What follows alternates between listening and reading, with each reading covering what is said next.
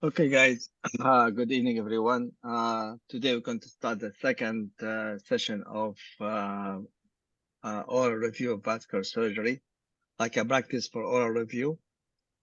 And today we're going to talk about aortic occlusive aneurysm. As far as I remember, guys, you're going to have 4 stations usually in the oral exam. One will be carotid, one will be aneurysm, one peripheral disease, and I think the last one will be an AV axis, if I'm correct. So aneurysm is very important, and I'm sure you're going to get one of the stations with the aneurysm. So we need to concentrate on aneurysm and see how we can answer most of the questions so you can get through the station very easy and quick. All right, who wants to start? Muhammad, you want to start? Yes, please. You can see my screen, right? Yes, very clear. Good. All right, so what is the next? Here we are. Let's go and start. 79 years old woman present to clinic for a 5.57 abdominal aortic aneurysm that was found incidentally on a CTA for abdominal pain. She's relatively healthy, plays bingo weekly and babysit her grandkids. She has distant history of smoking and on aspirin and statin. The CTA show fusiform 5 abdominal aortic aneurysm with 25 millimeter neck. Okay. So, the question: what do you do? Oh, what went too far? What do you do next? I'll take more history and examination. So, what you're looking for mainly in history? What you're looking for? So she's a size candidate. I'll make sure she's appropriate for open or EVAR. So we'll ask her if she has previous laparotomy, if she has any cath before, if she's fit for open or EVAR. There's two questions very important to ask. What are the two most important questions in the history?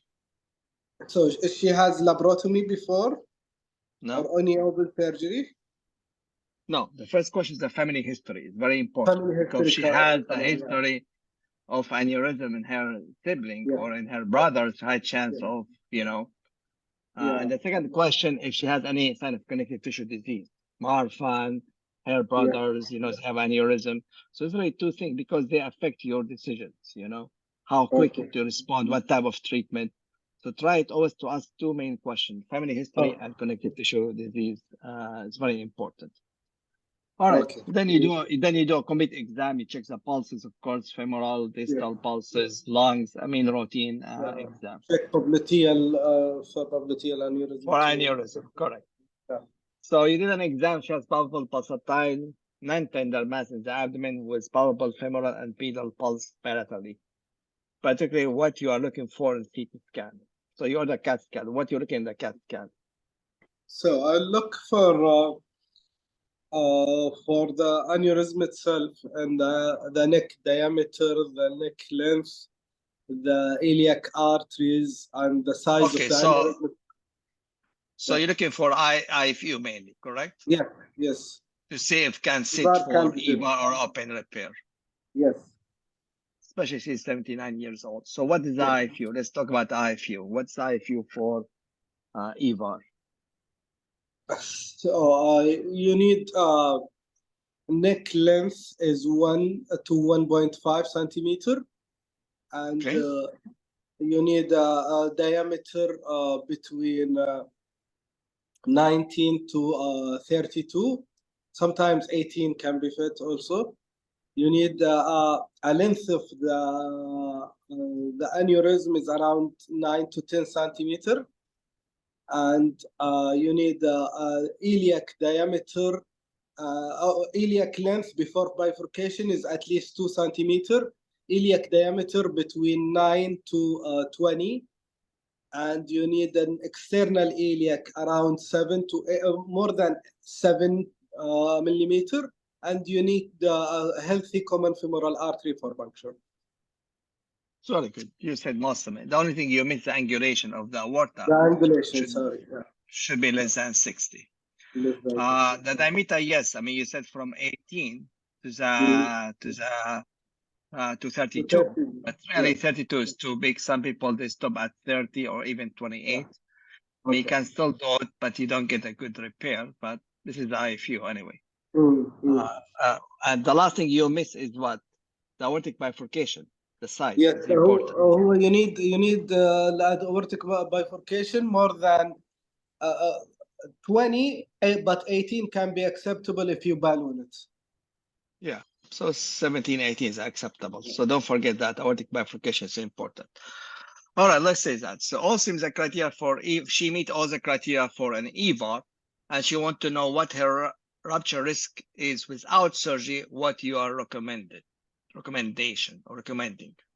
So what her risk of ruptures? Because she's going to ask, why should I do it? Can I just wait? Am I in high risk of rupture? Yes. So she's she's 5.5 centimeter. So I'll calculate her risk for rupture barrier is around 5%, 3 to 5%. But it will grow up while she's growing her aneurysm. Okay. What's your recommendation? Are you going to do a surgery or EVAR? What are you going to do? Yeah, she's candidate for both, but for the early morbidity and mortality, and according to her age, I'm leaning more forward to EVAR. But why you want to treat her? Yes, to prevent her rupture. Yes, so yeah, to reduce her risk of rupture in the future. Okay. So the risk of rupture, you said 3 to 5. Some people, they go even higher, go up to 10% already when you reach 5.5. But the most important, why you want to fix her, because she's in good health, right? If she's bedridden and she has like ovarian cancer and she has metastasis, even if she has all IFU, will not treat her. So she has to have a life expectancy at least for 2 more years, correct? So you tell me why you want to treat her, because she's in good health. She already has 2 more years to live. I mean, at least 2 years expectancy. And she meet all the criteria, and her risk of rupture is really high, 5.5, especially women. Women, sometimes we start repair them on 5. So 5.5 considered than male, All right, so we did that. So she agreed with the plan. This describes the procedure. So tell me exactly what you do, step by step, because it's the oral exam. I want to know how you do it. Okay, sure. So take patient to the operating room, we'll do signing, prepping, and no, go to step. No waste time, Ahmed. Okay, patient. I need a step, like femoral, what you do, the wires, yeah. So you put it there on the table. Okay, patient on table, spine position. I'll start with a bilateral femoral puncture. The first, I'll decide the main body in the right side. So I'll go up with a wire, and I will put a land request in the arch. I will exchange with the main body. Muhammad, you're going too fast. I want to know step by step. So you went first percutaneous. You decide to go percutaneous? Yeah, so I have two options, either to cut down or to do bilateral percutaneous puncture. I can do bilateral percutaneous puncture with 2 Pro Glide, and I can just do cut down to the common femoral artery. Is it good? Any good answer for this, or because debatable, doctor? No. Okay, so I'm saying I want to know. What you do in real life. So patient at the table. I'll do the ultrasound. See how is the artery. Is it calcified? Is a good size? So I can go with a percutaneous, or is a small calcified? Then I'll go with open repair. You see. So this is a real life. This is what you do in real life. Then you said you go from the right side. No, you say I'll look at the CAT scan, see which one is better, the right or left, which one is bigger with less tortuous. Then I decide to go from right or to left. So this is the way it should be discussed. It's like it's real life. It's like you're in the war. Yes. So so you decide to go with percutaneous. You put a Pro Glide, and then you go percutaneous at 10 o'clock and 2 o'clock. Then I will upgrade the sheath. Then I'll do the same thing in the contralateral sides. I will insert then I will put the big tail. I land just at the lumbar 1, And in the main body side, I will change over glide wire and combi to land request, and I will put my main body in expected area of renal arteries. So I will run my first angiogram, make sure I line the renal arteries, and I make sure that I have the main body opening in the way I make easy the contralateral cannulation. I will start deploying the main body at the level of the renal artery. Once it opens the contralateral gate, I will, with the help of Cambi and glide wire, I'll try to cannulate. I will exchange after cannulation with the I'll make sure that I cannulate with a different technique. I can inject angiogram. I can move my pigtail inside the stent, make sure, and I can just put a balloon with mushroom technique. I make sure that I'm really inside the contralateral gate. I will exchange with the step wire, land request most of the time, and I will run an angio from that leg, make sure that I have estimated length of the contralateral limb. I will insert the contralateral limb, and I'll fully deploy the main body. Then I'll do a deployment to the contralateral limb. Then I will check from the main body if I need extension to the contralateral limb by injecting through the main body sheath. If it's needed, I will just extend it about how many centimeter I want. Then in the end, I will exchange the wire with the pigtail, and I will run final angio. Make sure I don't have endoleak. Make sure both renal arteries are patent, both internal iliac arteries are patent. Then I will remove the sheath, and I will make sure that during this the proglide is closing, and I will keep the wire till make sure the hemostasis is great. Then I will pull the wire if needed. I can insert more proglide in both sides. I will do the same thing. After that, I check the distal pulse, and I'll check about the urine output at the end of the procedure if I put a full scan. Yeah, so you finish this one. You finish this one. I needed to give heparin before the starting this. Yes. It's too late now. You give heparin. Yeah. This is a procedure. Yeah. You give heparin. Yeah. Try to think like it's a war. Don't try to just answer the question. Yeah, this is a disaster. You're right. That's happened sometimes. Some people are too fast. You just talking. You can't forget heparin. You're right. So you have to give heparin. Yes. Okay. The second thing is that when you do the angiogram, you have to select which is the lower renal, because usually higher and lower renal. Yes. So you said I do an angiogram and pick up the lower renal because ready to see them the same level. So you know that. The second thing, when you talk about iliac, you have to do an iliac angiogram to see the iliac bifurcation, so you can know where you landmark. You know. Yeah. This is you have, and then you measure the links and all the things. Yes. All right. It's not bad. Okay. Let's see what next. Where is it here? So combination angiogram show up a type 1A endoleak. What do you do next? So you did angiogram, you did this one, you deployed it fine, and then you have type 1 endoleak. What do you do next?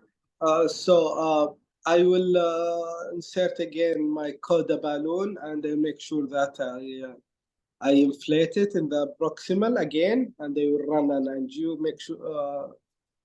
So you inflate the balloon. You do reballoon. Inflate the balloon, yeah. Go directly to the answer, Hamad. So don't waste time to talk too much. Go directly. What you do reballooning of the proximal part, right? Yes. Okay. So you did that. You still have type 1 endoleak. What do you do next? So you still have type 1 endoleak. So next. So you balloon it? I have multiple options. I can use endo anchor.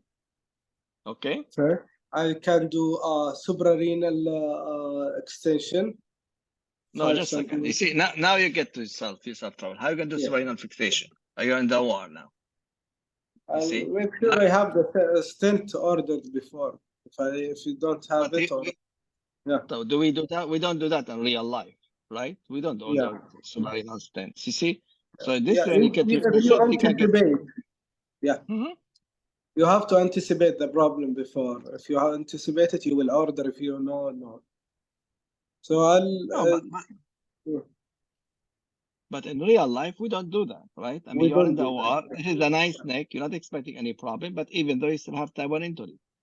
So what you said, you're right. First, you do ballooning, right? You did balloon, still have type 1 indolink. You said, I make it endo anchors. This is yes, but I don't know if you have it. Maybe you're not prepared. If you prepare and you have it, yes, you know. If you, but the most important to see if you are landing zone. Do you have a cuff? Maybe your landing zone was low. Maybe your device moved down. So the most important to tell me that I will look at my landing zone and see if maybe you need to put a cuff. You see. So the most important to know why you have type 1 indolink. هل هو undersizing? هل هو because the graph moved down? So you have to think why is that. If it's just undersizing, you know, or because the angulation, then balloon will work. If undersizing, then you may use endo anchor, it may work. If it's not, then you look, if the device moved down, then you put a cuff, you know. So this is the way you think. If you do all of them and still there, and you have no anything else, then you stop. It's okay. You can stop. Then later on, you can come back. As you said, you can do suprarenal. You prepare for fever, you know.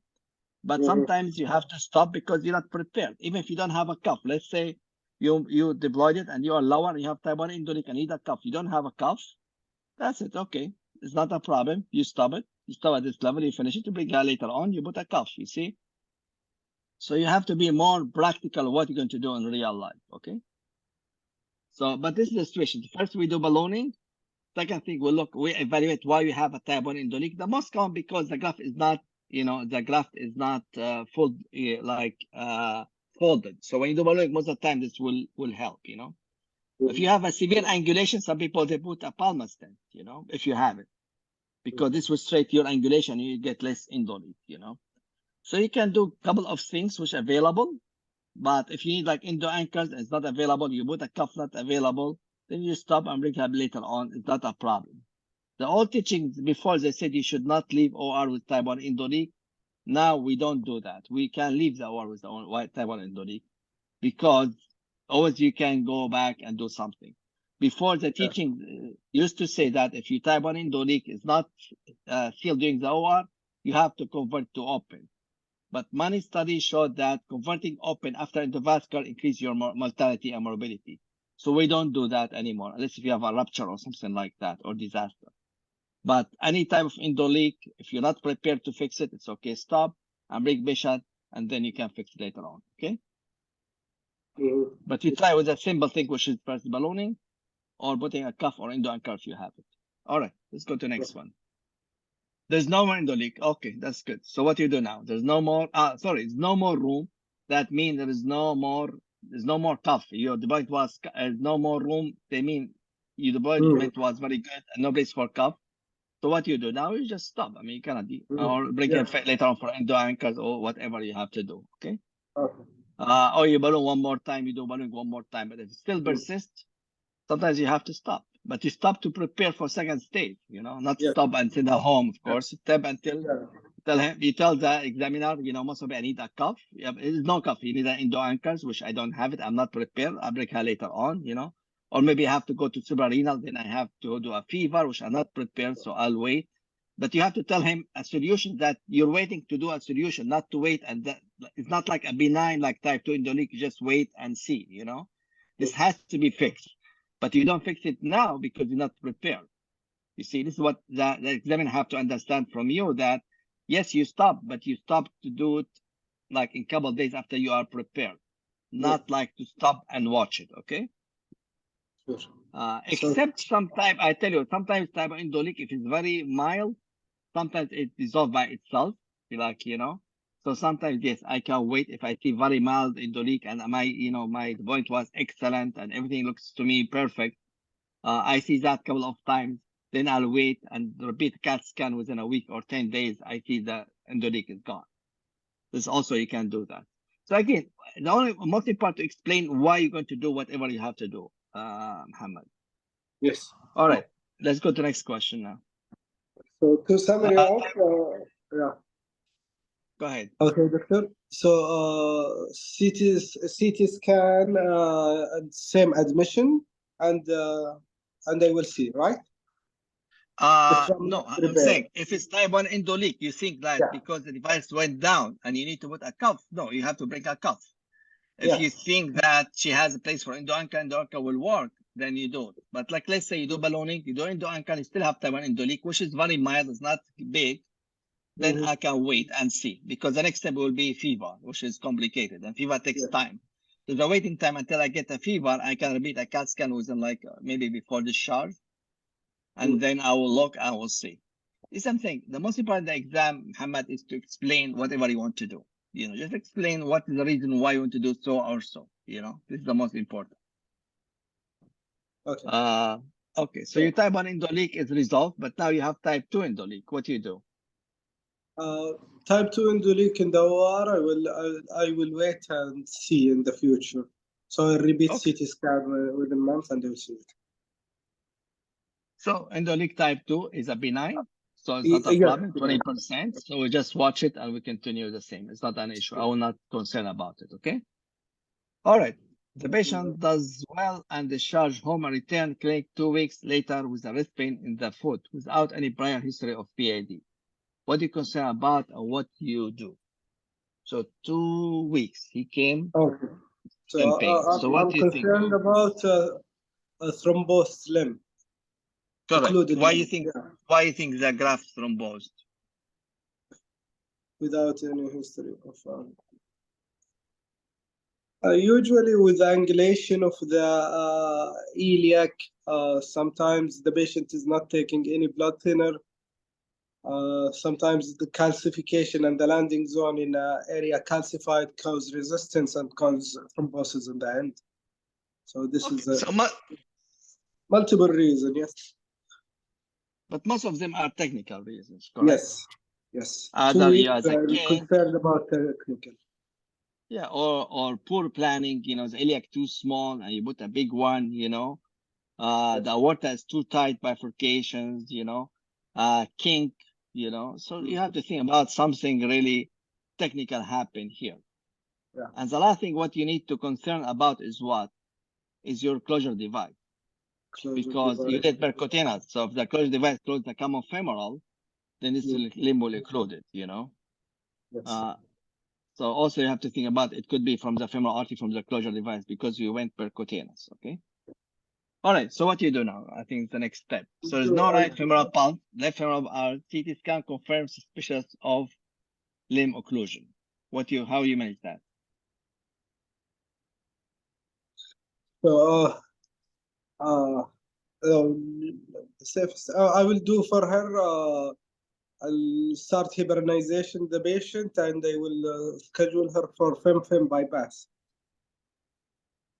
Okay, I will not say it's okay. I mean, unacceptable. I will not do that, but it's unacceptable. There is endovascular option too that I can just do thrombolysis or embolectomy.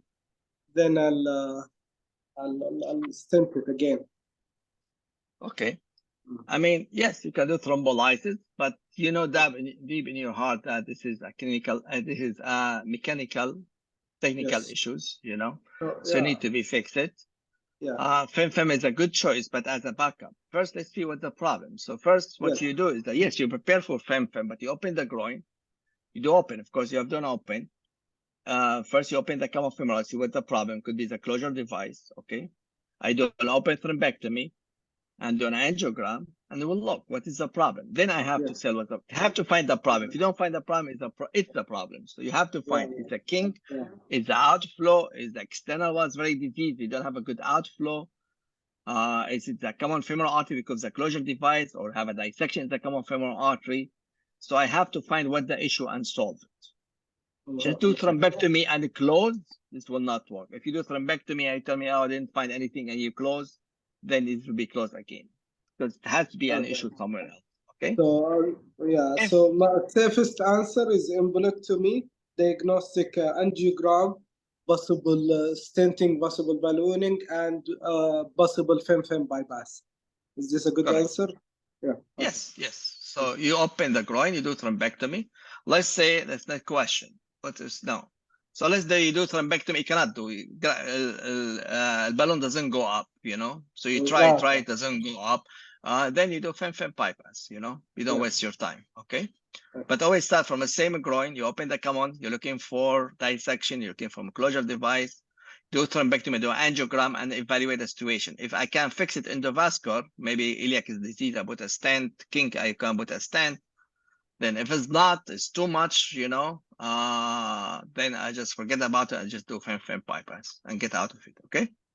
But I will not do fem bypass right away because sometimes solution is very simple, you know. So I should jump to fem right away. Yes. So I try first to fix it, but if you cannot, then I'll do fem bypass, okay? All right, let's take the next. So what's your survival protocol for patient after EVAR? I mean, okay, how you do your protocol? What you do? Different according to the institute. If I have a good vascular lab, I will start with 1 month ultrasound, then 6 months, then 1 year, then yearly, if there is no suspicion of endoleak. If I don't have a good vascular lab, I will do the same with CT scan. Okay, so 1 month, 6 months, 1 year. That's what you said, right? Then yearly, yeah, if there is no suspicion. And then after that is yearly after that? Yeah. Some people after that, they do it with the ultrasound. If everything looks fine, CT first year looks fine, they do survive after that with the ultrasound to decrease the risk of the radiation. Yeah, and this time, as far you give me a reasonable answer, I'm okay. Because there's no standard really for protocol. But if you tell me this one to me looks reasonable, I usually do it. Some people they do it before discharge and then 6 months. I do it in 3 months. I don't do it in 1 month. But again, any of them for me it's okay as far as they are reasonable, you know. Okay. So you'll be good. You'll be okay. All right. Let's see what next. So let's go a step back. You completed standard EVAR and the completion angiogram. You don't see any contrast in the right renal artery. Oops. But you see enhancement of the left renal artery. What would you do next? And I'm sure you saw a couple of cases like that. Yes. So a completion angiogram, no renal artery. Okay. So I will change the angle. I'll make sure that there is no. I'll be sure that there is no enhancement in the right renal artery, and then I will try left. to. No, so right, correct. Yeah, yes, right correct. renal artery. So if I'm sure there is no, that means it's either covered by the stent or it gets thrombosed. So either way, I will try to cannulate it with the wire, and I will check for the reason. So with the wire, catheter, and they will run angio inside the renal artery and make sure what is the cause, if it's thrombosed or covered. It's open. Okay. So what do you do? So you put your catheter, you should angiogram, and your artery is open. So yeah, what but you do? Yeah, so that means it's covered by the stent in the proximal. Correct. Yeah, correct. So I will put like chimney stent inside this renal artery. Okay.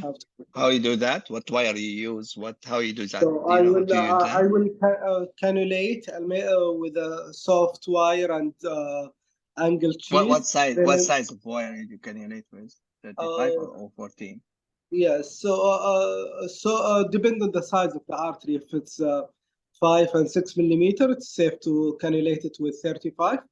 I'll make sure that the wire is in a safe landing spot before not in the invading the renal parenchyma. Then I will follow with the angle sheath. I will change to J wire 35, and I will check if I have a VBX stent or Bentley B graft wire, or V12, the last option. Are you going from femoral or going from brachial? Depends if it's easy from the femoral, I will continue from femoral, but the ideal it's a brachial. But since I cannulate from the femoral, I don't have to exchange to the brachial. Okay. So if it's easy, you go from femoral. If it's not, you can try from brachial artery. Okay. I mean, it's nice, but always when you do renal intervention, you have to get a long sheath, you know. You cannot work with the sheath down. Same what we do contralateral. So after you cannulate the renal, yes, you change it to the, usually you put really rosin. J wire is not a good, you do a rosin wire. Okay. And then you get a long 6 French sheath. You go all the way inside the renal artery, the sheath, you know.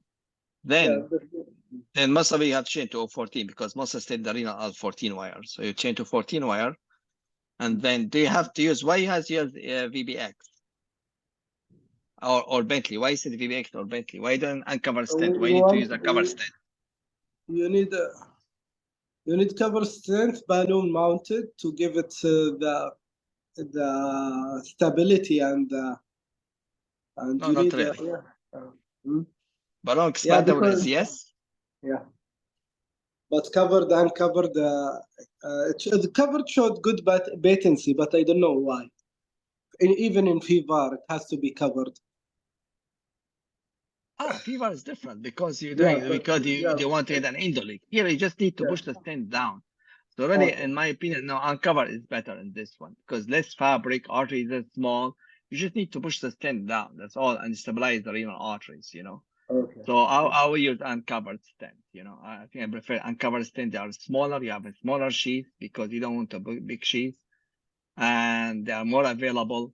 I will prefer, and there's no need to use a covered stent. I mean, I just need to be sure that stent pushed down. That's all. So it doesn't matter. I'm not doing a chimney. It's not really a chimney. Chimney is different.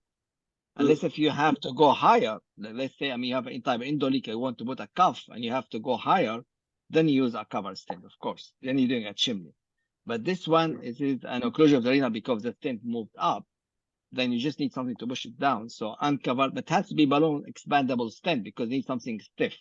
So I will use uncovered balloon expandable stent. I just want a short one, like maybe 19 or 19 is more than enough. You don't need it to go to 29. You just need a small stent at the origin just to be sure that the renal is the stent pushed down, you know. Some people before that, you can try to pull the device down. You know, some people, they put a balloon and pull it down, or they put a wire from one limb and snare it from the other limb and push the device down. I mean, you can do that if partially occluded because the EVAR has a hook. And if you pull too much, you can rupture the aorta and it's very dangerous, you know. We do that sometimes if you have complete occlusion of the renal, like the graft went really high. Then what happened? We can use technique just to push it down so the renal will open partially. Then I can get my wire through it and then put my stent, you know. But this is something you can think about it also. But if you want to do it, it has to be very gentle and only for a couple millimeters. If the renal completely covered, then this will not work really. Do I mention moving the main body? Like even the company, they don't say, they say that if it's fully deployed, it's very dangerous to move it. So yeah, but I'm saying, if his renal artery is still open, then like partially cover, then I will not do it. As you said, I go directly safest way and just put a stent.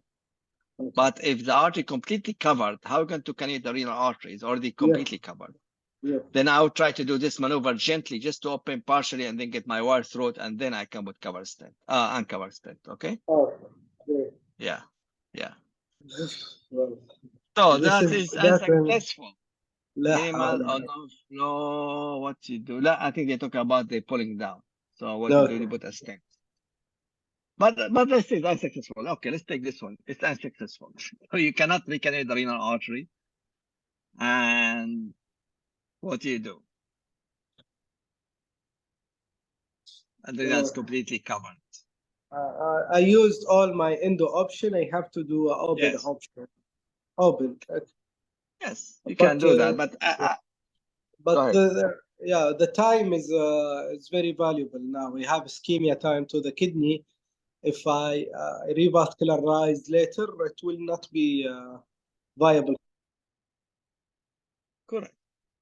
But I mean, you can, I have no problem with that. But if she's 79, a fragile lady, and you open her up for that, I think I may have any issues, you know, because she may die on the table. You're not prepared. So I will, if the patient, she's a good health and she can treat and open, and then I will do it. If she has other kidney, it's very good, perfect, and only one kidney gone, I may sacrifice the kidney for the, you know, the benefit of the patient. So it's the way you have to think about it. It's not just like going open. Yes, it's the right answer to open, but you need the patient, because open is different now. You've been like 2-3 hours there. You already give a lot of contrast. Patient already under anesthesia. So what I'll do, I'll talk to the anesthesiologist and ask him, you think she can treat an open or not, you know? So if you tell me, no, she's too sick, she will die, I say, okay, I'll look at the other kidney, it looks fine. Her GFR before kidney is fine. Maybe sometimes it's okay to just say, okay, I don't want to get more mortality. I know it's open, it's the only option, but it's not the good option for this patient. Yes, that's how to say this in professional way in the exam, doctor. Like in real life, I know I need to consider lots of things. I might even speak to the family that I need to get a consent to change it to open. The same. This is what you did the exam. This is the exam. Exactly. You're doing the exam. I talk to the family. I talk to an anesthesiologist. I think about my risk and benefit. Does it worth it, or what? Then I have to look at the risk. What is the risk of leaving, sacrifice one kidney versus to put her through open surgery? Because everything is perfect, you know. So sometimes you have to stay and stop and say, okay, that's, you know, I will accept this complications, you know. So this is exactly what you do in lifetime, you do in the exam. Not like, don't try to answer what you think is the right answer or perfect answers, you know. You have to avoid, like as I said, you cannot open it. The answer in the exam will be an open repair. So in MCQ question, if you cannot connect, but in real life, it's not real. You have to evaluate everything. So that is why in oral exams, you have to talk. You said, I will consider it open, but I have to see if it's tolerated or not. Do I have a consent or not? Because it's very important. You cannot open, you know, unless an emergency. I'll talk to anesthesia. I'll talk to, maybe I'll scrub out. I talk to the families, you know, and then I'll decide which way to go. Okay? Yes. Okay. All and right. The best answer for this is aorto renal short bypass or external iliac to renal, because I'm covering the common iliac as a conduit. Yeah, you're right. You're right. Yeah. It's a good question. I never had to do it, so I have to think about it. Yeah. So you're right. You have an EVAR now, and maybe you do retrograde cannulation. I think maybe it's a good option, easy option.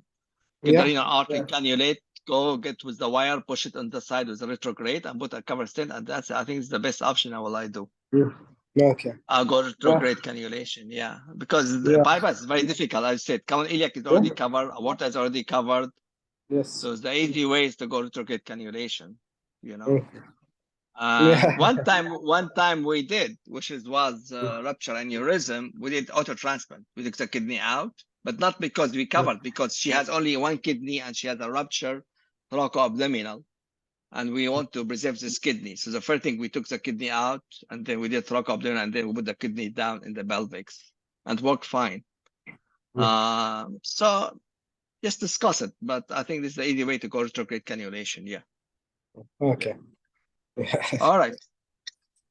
Good question. Oh, it was a nice case. You see, it's a nice case. And I think this is a real life. And not only nice case, it's a real life. It helps you in real life, what you do when you see something like that, you know, because I'm sure you're going to get this one in your life, you know, all these problems. Yes. All right. Let's go to the next victim. We have Bassam. Still awake? أهلين دكتور يعطيك العافية. بس عندي سؤال محمد. الله يعطيك العافية. هو قال في الاي اف يو كرايتيريا الكومن ايليك لازم يكون اتليست كم؟ انا ما اكتب عليه لانه it's different company different. هو 20. أيوة. But some people they go to 24 because we have 28, you know. But in real life, I think we should not go more than 20, become aneurysm. But if you go to IFU, Medtronic, they have 28 flared limbs. So 24, you can do with a 24, you know. But I did not correct him because different companies have different IFU. It's not very important. Yeah. Okay. Okay. طيب ماشي. Any other question from Suha or from Rafat? Sorry, is there any question before we leave this case? No, thank you. Okay, لا Suhail. شكرا، All الله right. يعطيك العافية دكتور. Okay, well, let's go with Sam. Yeah, Bismillah. 65 years old man presents to the clinic with 6.2 centimeter of abdominal aortic aneurysm found on screening ultrasound. He has a 40-pack years smoking history and quit smoking 5 years ago. He is otherwise healthy and works full-time as an IT consultant. He has no prior abdominal surgeries and is on an aspirin and statin. CTA shows 6.2 centimeter juxtarenal aneurysm with a right common iliac artery aneurysm measuring 3 centimeters. Okay. All right, so let's see what the question. First question, how you manage this patient? So he's How 65 years old. patient? Yeah. You're in the clinic. Patient come to you with this, you know, that you are in the clinic. Okay, so starting from 0, you're in the clinic. He brought a CT 6.2 juxtarenal aortic. You know what's different between juxta and para and suprarenal? Juxtarenal يعني there is no يعني the renal touching the renal is free, is spared from the aneurysm. Okay. Juxta, I mean the aorta at the renal is normal. Yeah. So it maybe is no neck, but the aorta at the renal, at least, you know, Yeah. it's normal. Whereas the pararenal, no, the aorta and the renal is really dilated, but suprarenal is normal. And suprarenal is like almost thoracoabdominal. You talk about thoracoabdominal now. Right. Anyway, so juxtarenal aneurysm. So what do? You're in the clinic. This is what about CT. What do you do first? What you ask? Yeah, What you do? we'll assess his fitness. We'll ask him about. طبعا he looks fit, but we will assess for fitness. We'll do some tests, like if he's able to walk freely, he can climb the stairs. We can do ECG, echo, chest X-ray, pulmonary function test. Then we are going toward the open surgical repair because the endovascular is a little bit complicated for him. We need to do chimney or BVAP. So open, if he's fit, will be better for him. Okay, this is what is in your mind. It's not, you know, you're not decided yet. You're in the clinic, you know. So in the clinic, you examine him, and you ask 2 more questions, which I said it before. You didn't ask him here, but Sam, is the family history and connective tissue disease. Also, have to think about it. Connective tissue disease. Okay.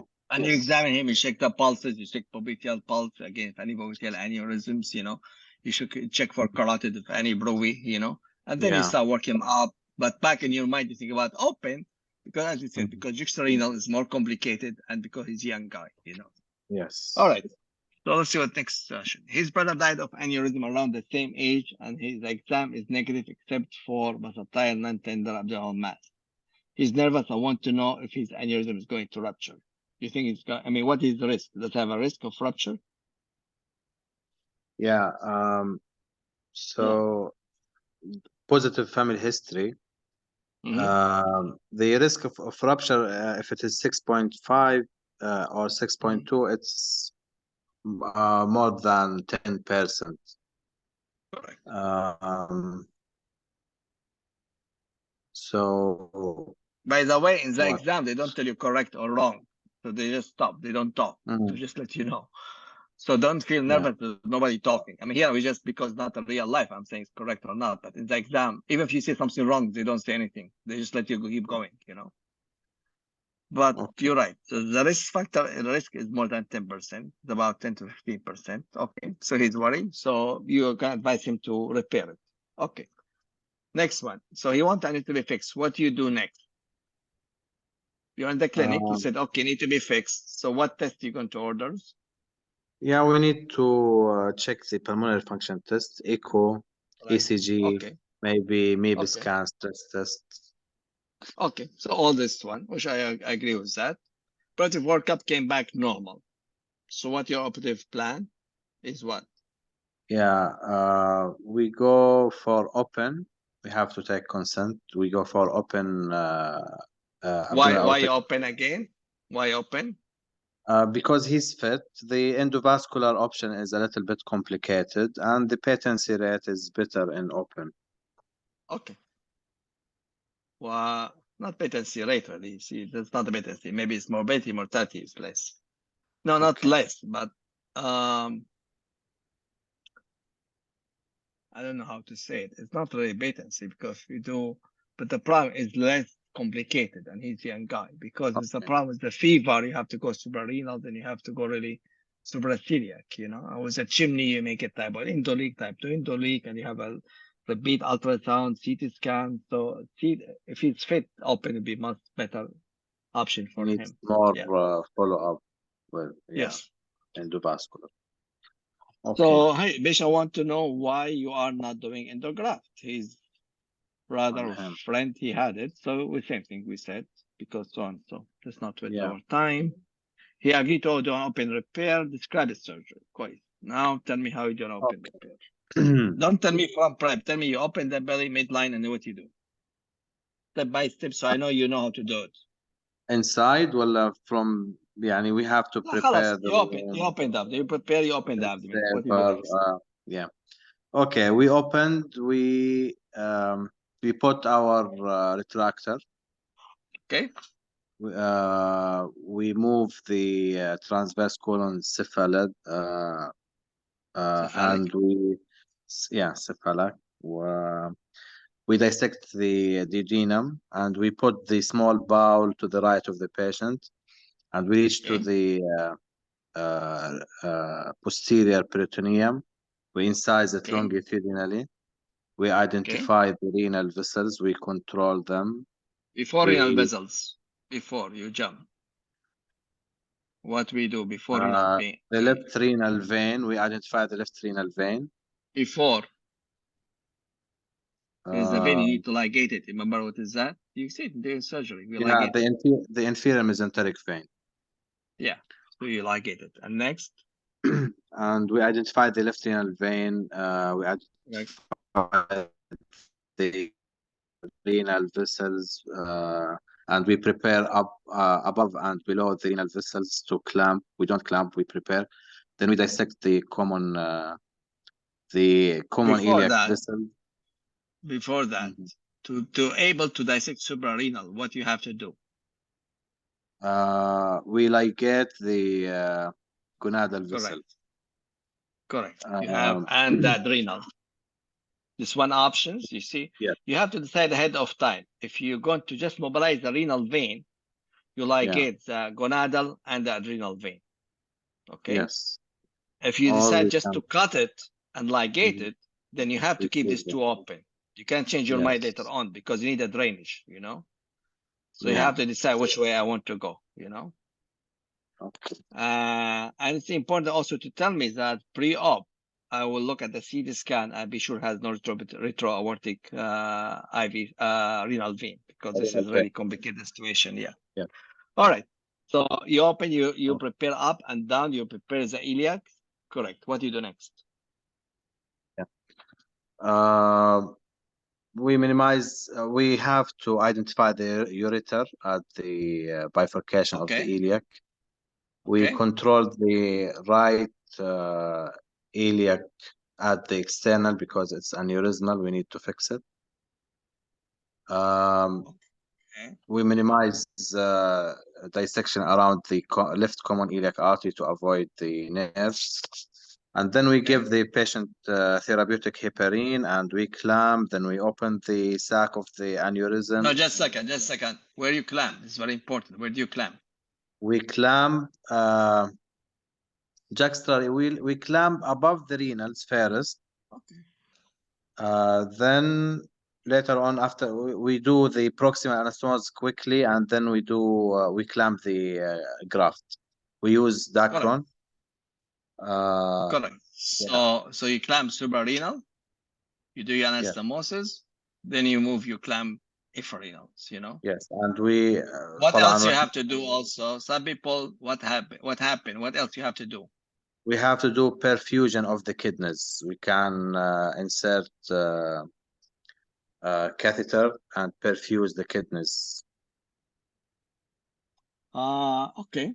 I mean, I have no problem with that, but let me ask you what perfusion, what fluid you're going to give, what type of fluid. We can use cold ringer lactate or saline or mannitol. Okay.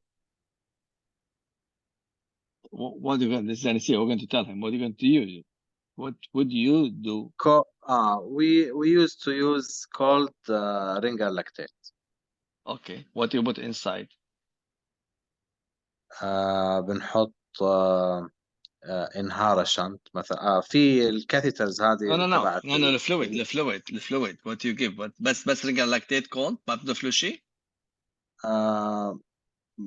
صوديوم بايكارب no ما هو رينجر فيه بايكارب ما هو رينجر لاكتيت كله بايكارب تعطي كورتيزون صح تعطي 100 ملغ كورتيزون وتعطي مانيتول so you put 25 or 50 mannitol so you mix them together you put them there. But my point, I was looking for not this one. You see, because you answered this way, you shift me to that way. I was going to that. You have to put the vessel loop around the renals. Yeah. Because otherwise, if you clamp above the renals, then you get back bleeding. You see blood coming. You have to control it because you clamp above the renal. You know. Yes. So you have to control the renal. Perfusion, it depends. I mean, if you go fast, like you can do it within 10-15 minutes, I don't think it's any important. If you think you're going to be very slow or take long time, then you do that. But practical life, we don't do that. We don't do a perfusion if I think it's going to go fast. If I think it's complicated, the tissue is very bad, fragile, I may inject some inside, you know. But okay, so you do the proximal, you move your clamp down. It's very important to say this step because if you don't do that, I will think that you leave your clamp above the renal. It's not good. So you have to move your clamp down after anastomosis. Okay. And then you do your the distal anastomosis toward the external right external احنا قلنا we mentioned back where was aneurysm. Let me see where was it. Full time right common iliac artery is aneurysm. Right common iliac artery aneurysm. So I do right common iliac. Okay. Yeah. So we go to the external or even to the common femoral artery. Let's say external iliac artery and soothe the internal and the right side and the left limb to the common iliac artery. Okay. Can do that, but you sacrifice the renal, the internal. Or we can do reimplantation. We can do a reimplantation of the internal iliac artery on the Okay, I will take this one.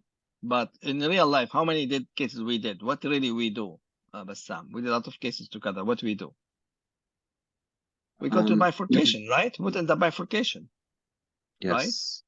Yes. Because bifurcation is not aneurysm. You just put you're at the bifurcation. So this way you have two things. You already perfuse the renal as the internal iliac and you can float the external.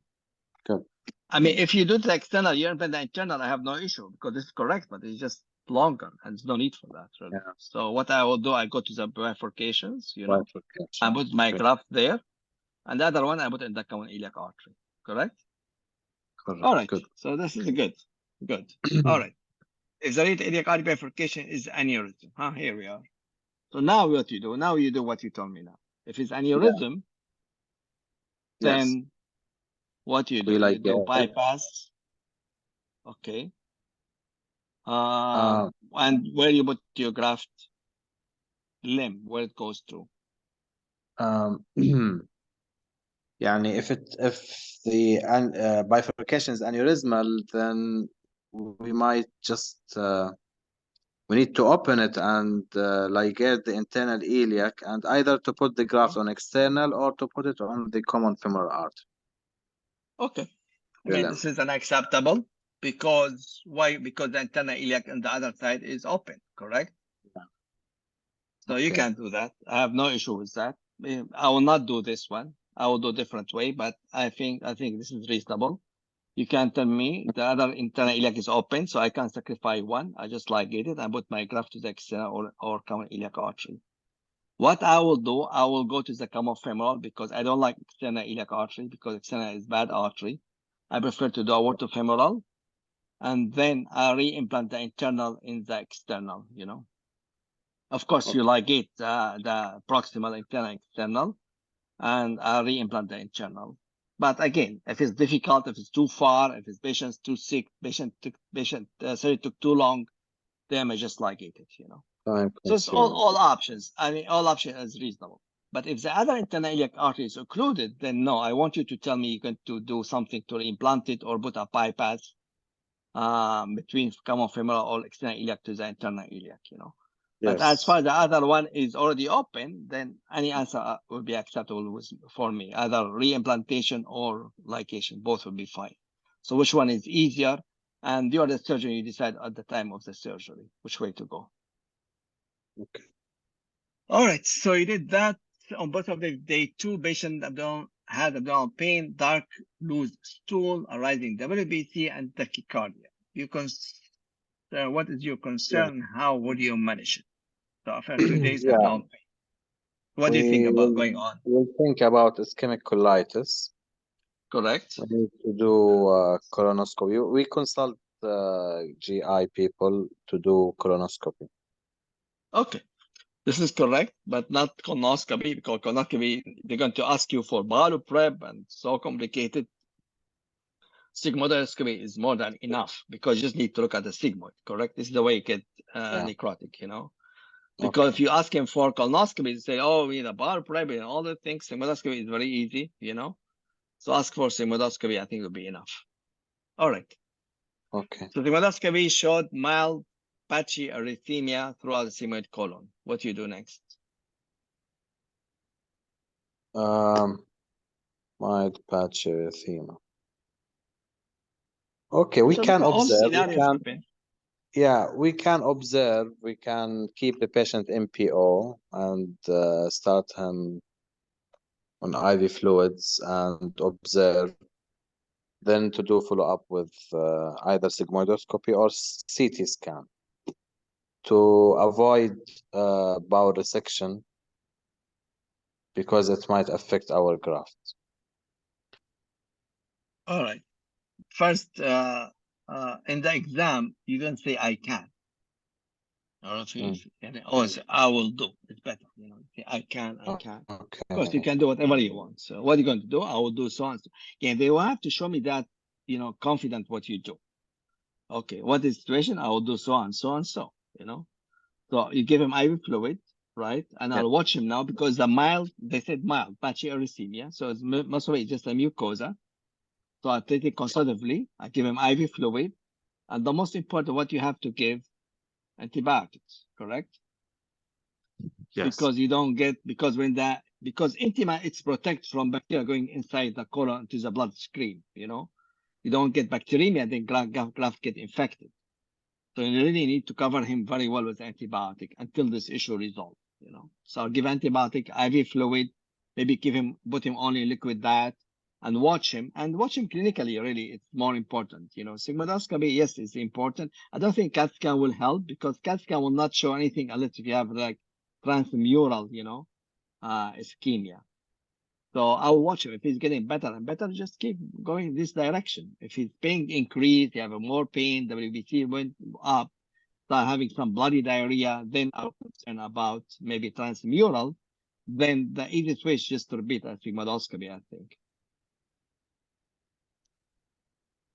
All right, so what if the endoscopy showed a dark spot throughout the colon concerning for transmural ischemia?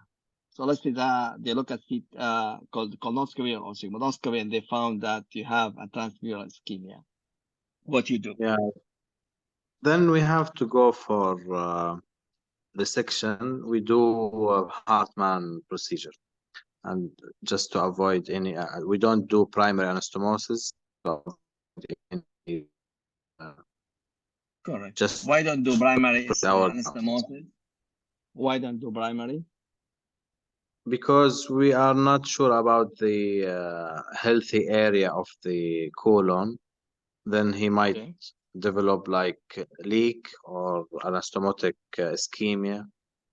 then it will contaminate the graft. Yeah, we Okay. avoid it.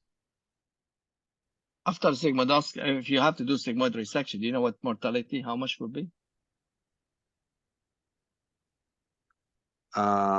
It's high mortality. More, Yeah. يعني it's about 50%. Yeah, maybe even 60% usually. If you have to do sigmoid resection, but it's the only option. You have no other option, so you have to do it, you know. All right, let's see. You're in the OR and portion of the graft is exposed. So you have to go in there to do sigmoid. Sigmoid is intra-abdominal, not retroperitoneal, right? So you're supposed not to see the Yeah. graft. But let's say you try to resect the colon and you see the graft, part of the graft is exposed. So what do you do? We cover it with omentum. We Correct. irrigate with antibiotics and we cover it with an omentum. Yeah, that's it. Then you're done. And then get out of it and go and pray. Hopefully he will be fine. That's the only thing you can do. You cannot, don't tell me I'll take it out or something like that and put homograft. You see, if you tell me that, then it's the problems. You see, I thought you tell me, okay, I'm safe now. You just take it, put a momentum and watch him cover with antibiotic. I'm fine. But if you go and tell me, no, I'll resect this portion and I get, you know, bovine and get like whatever, I think it's too much, you know, because we don't have a sign of infection yet, you know, and the abdomen is clean. So you just cover with the momentum, you do a resection, you do a Hartmann, as you said, and you watch the patient, see how things goes, you know. You may have to go back later on if get an infected, then you have to remove it, but most of the times they will do fine, you know. All right, very good. Wow, time's flying. Let's go to next, number 3. Who's that? Suha or Rafat? Who want to start?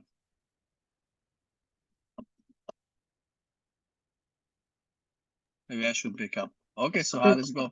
Yeah. 78-year-old man present to the emergency department, hypotensive with abdominal pain, found to have large AAA on duplex. They immediately called vascular surgery to ask for your assistance. Okay, this is a very common, you know, question in the exam, guys, you know. Because the exam, they're not going to bring you a normal AAA. I think most of the time either be a rupture or infected. I think this is the most common scenario in the exam. Either infected AAA, either infected graft, or will be like a rupture aneurysm, because it has to be some like, you know, dynamic in the questions. Not going to give you like straight aneurysm like the first case we saw. All right, so let's say again. So you have 78, the old guy. He's hypotensive, abdominal pain, large on duplex ultrasound. Just did the large AAA. So they call it the ER, right? So what you do next? You're in the ER and they call you to see him, you know. I will see the patient, take more details history. Is the patient known of case of aneurysm before? When the onset of the symptom? Where is the location of the pain? I want to see past medical history, surgical history, any aneurysm history, family history of aneurysm. I will examine the vitals, abdomen for any tenderness, any palpable masses, and I will examine neuromotor exam, and complete my examination with the pulses for all limbs. Okay. Very good answer. Very thorough, real life answers. Exactly what you do. Exactly. So in there. So you ask him about this. Now he said the pain started actually 1 hour prior and radiate to his back. There's no other medical conditions. He's uncomfortable, but maintaining well. Yeah, mentally he's awake. Has a tender palpable pulsatile mass.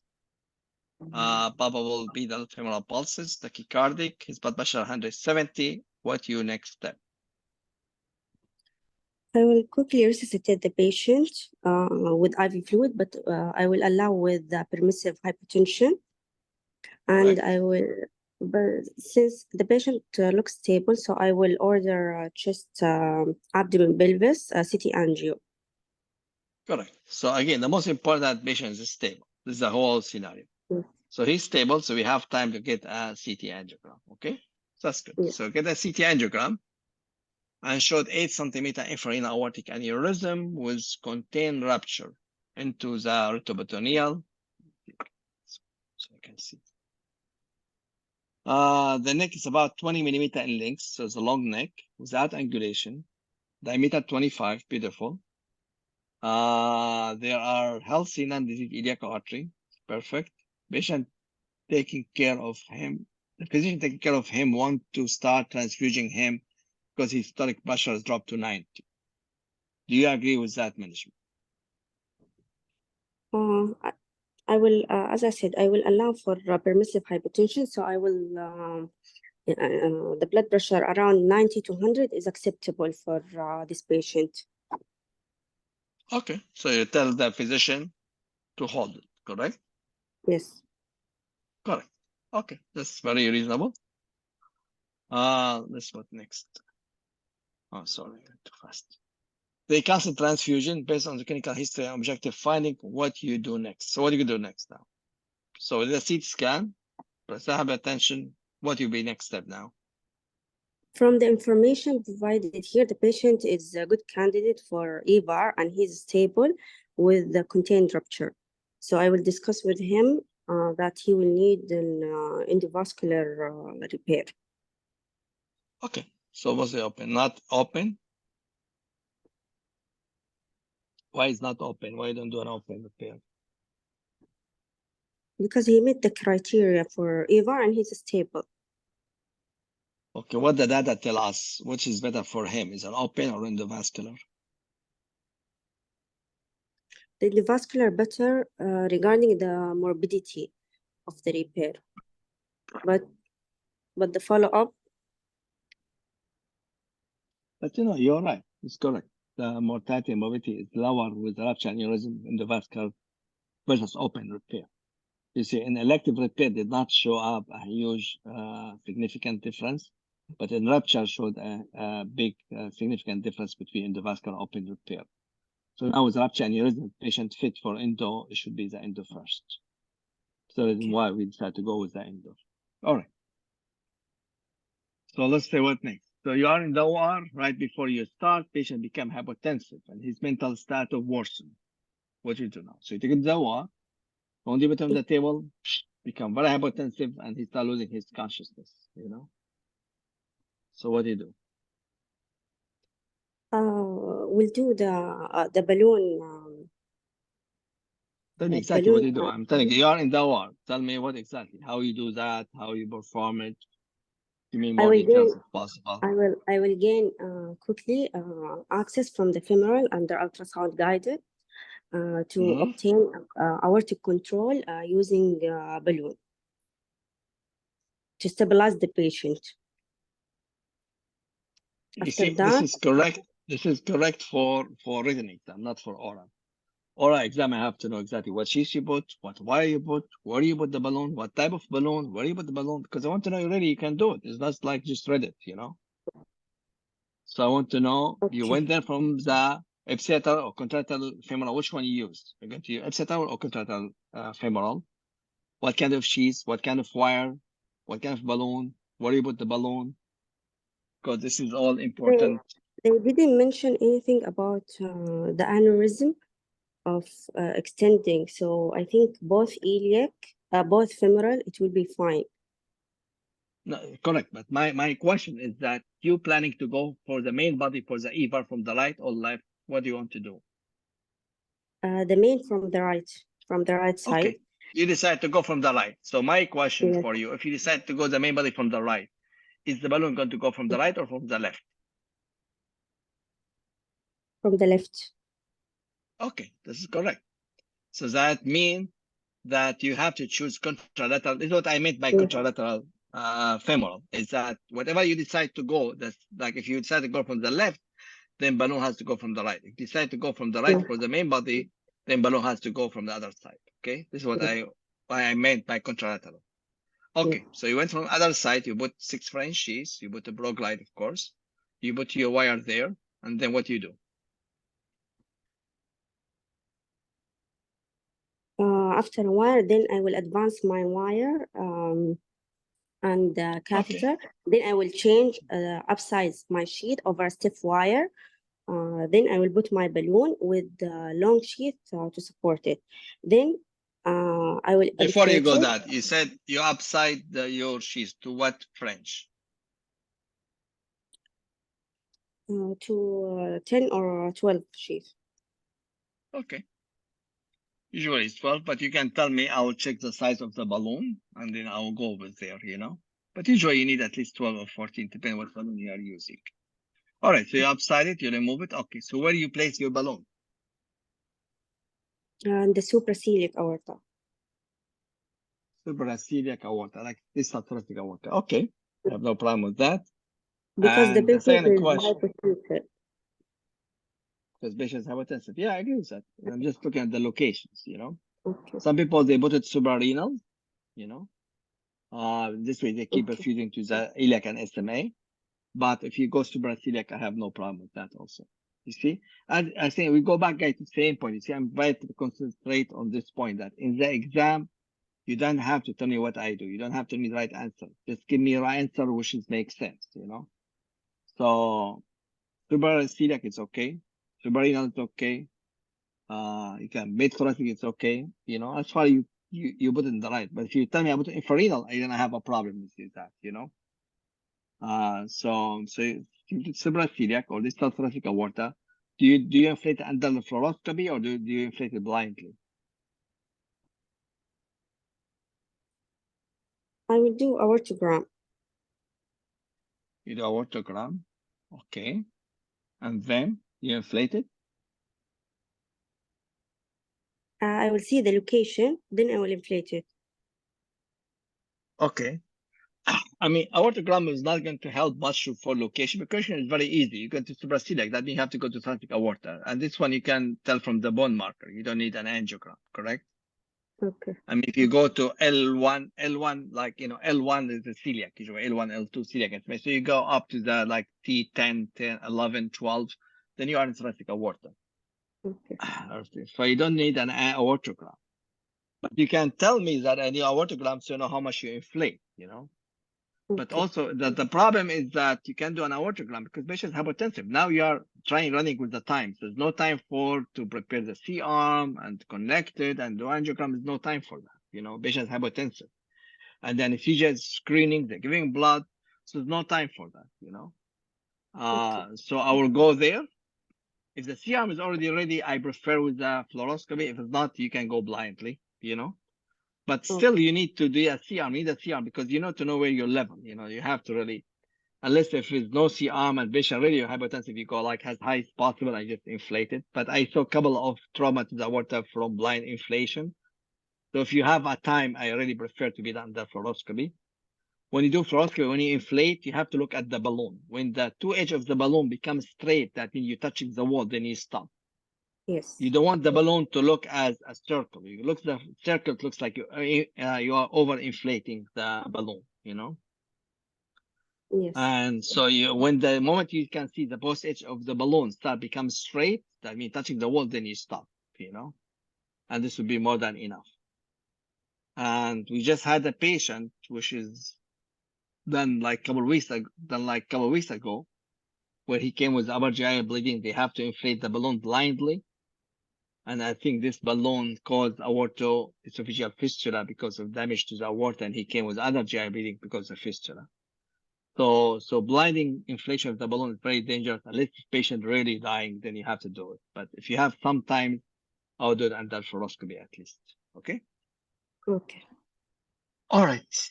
So you did that. You put your sheet. It's a good idea to put your long sheet. And you said why you put a long sheet again? This is a good explanation you gave. Support. Why is that? To support the balloon so it will not slip down. Will not slip down. Which is, yeah, I agree with that. You do that. But even if you don't have it, it's okay because the chance of slipping down is very small because patient hypotensive, you don't have high pressure like when you do a normal person. So if you don't have long sheets, don't worry about it. Just go there with the balloon, with the wire, and inflate it. Don't wait for long sheet. If you have it, it's okay. But if you don't have it, I will not wait for it, you know? Okay. All right. So that's your next question. So what you cannot... Oh, okay. Now you did describe your approach. Then, hey, we didn't finish. You just inflate the balloon. So how you do an EVAR now? Let's go. How you do an EVAR? I will It's also... very important step. I have to know exactly how you do steps. So you inflate the balloon. then what going to do? Then I will cannulate the other limb for the, as we said, the main body. This is from the left. So I will puncture the right side. Then I will put my main body after delivering. But remember, the balloon is inflated or deflated? The balloon is inflated or deflated? Until now, the balloon is inflated. Okay, the reason why it's better to put the balloon in. Yeah, go ahead. Before I deploy my main body, I will deflate the balloon. Then I will deploy the body of the graft. Okay. Well, let's be more practical. First one, when you do that, the reason why you put the balloon as high as possible, you can have a space to reduce, because if you put it just suprarenal, supraceliac is very close. You have no space to introduce because the balloon has to be inflated when you introduce your main body, you know. But if you put it really high, like this thoracic, then you have a space, you know, then you can advance the main body, okay? So you advance your main body, and then how you can see the renal? Are you going to do an angiogram or no? You see, you're advanced now. I'm just talking practically. So you are in the war. You went from the ipsilateral side. You advance your device, and where is the renal? How going to deploy it? How going to see the renal? What are you going to do? I will deflate my balloon. Then I will do an aortogram. Then I will deploy my. Just a second. Let's see is that practical or not. You say you're going to deflate the balloon. So that means I'm going to take the balloon out and introduce the big tail, right? Okay. This will takes me at least like 4 or 5 minutes. And you have big hole in the aorta. And now his blood pressure went down again. I can do I can do an aortogram from the sheath itself. You can do it, but tell me what you do. I know you can do it, but this is what you should do. No, I will not deflate the balloon. Balloon should not be deflated. Balloon is your safeguard. We keep the balloon and from the sheath, or you can put big tail from the ipsilateral side before you introduce your sheath. You see where the renals. Okay. Okay. And then I introduce my device where I mark the renals. Okay. Then I deployed it where it's still balloon up. Until now, balloon is still up. I will not deflate the balloon. Okay. Okay. So just think with me as practical, you know. So we deployed it. We saw the renal, balloon still up, right? Okay. Yeah. Now I have contralateral limb. Correct. So I need to cannulate contralateral limb. Right. So now we still balloon inflated up. You try to cannulate contralateral limb, you know. Or the other option, what you can do, if you think that contralateral limb you can cannulate because the balloon is up, you can deflate the balloon now, but you should be ready with other balloon from ipsilateral now. You see? Yes. But I don't like that. I like to cannulate first, you know, where the balloon is still up. But the problem, you cannot cannulate because cannulation should come from the contralateral, correct? Yes. And you already have balloon, so you're not able to cannulate. So you have to take the balloon out, okay?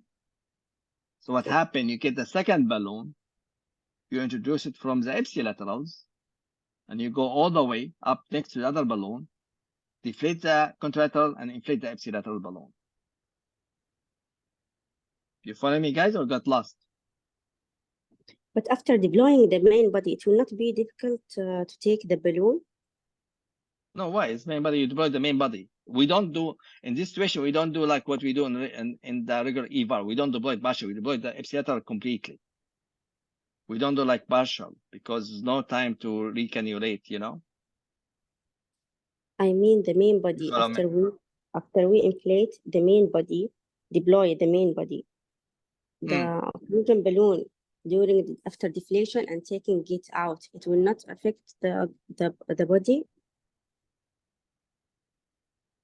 No, because the balloon is deflated, just put it back. What's the problem? How's it going to affect it? It's just balloon. If it's deflated balloon. But the second balloon should be ready there. You don't wait until take it, then you put the second balloon. No, but you're lasting time. Okay? Okay. Let's go, guys, step by step. Okay, let's go step by step. Looks like you got lost. Go ahead, Rafat. معلش. Why you didn't do aortogram from the ipsilateral side when the balloon is still inflated, and the balloon inflated from the contralateral side? We do aortogram from the ipsilateral side to see the renal artery, and then we deployed the main body from the ipsilateral side. This is what I said exactly. I don't know if you understand. This is what I said. It's exactly, yes. Yeah, without prepared for a second balloon. No. You see, what we said, exactly what you said. So let's go, guy, from zero. Let's go from zero. Let's go back. You decide to go from center from the right. You go from the left. You put your balloon. Okay. From the right, you put your main body. You deploy you do angiogram. You see where's the renal, where the balloon's still inflated.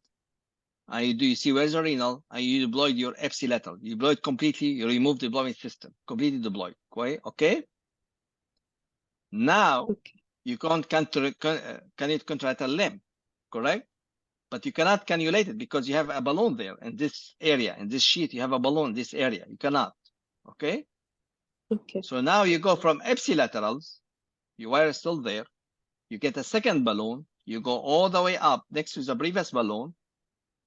You deflate the first balloon. You inflate the second balloon. Right, the same time. So now you have inflate balloon from the right side, which is the ipsilateral limb, and a deflate balloon from the contralateral limb. So you take it out, and now you cannulate the contralateral limb. Okay. It's okay, or got lost? Yes. I have a drawing. Let me show if I can find a drawing. Let's see if I can find it. Explain that rupture aneurysm. I used to have a lecture about that. Let's see, I can find it. So you can understand, guys. Sorry for that. Rupture.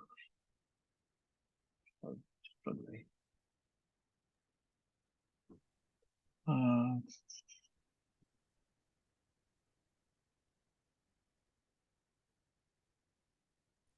Dr. Samer, the balloon can be coda balloon, the one we use usually? Yeah, of course. It will be a coda balloon, or could be what's the name? A Reliant balloon. Okay. Yeah, it's not this lecture. Yeah. What do you see in your screen? Do you see my slide, or you just see the questions? Questions. Question. Okay, let me see. I can presentation. So down.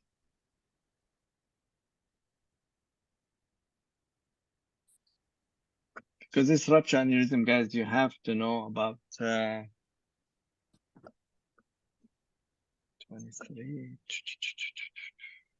I know I don't see it. I was not prepared.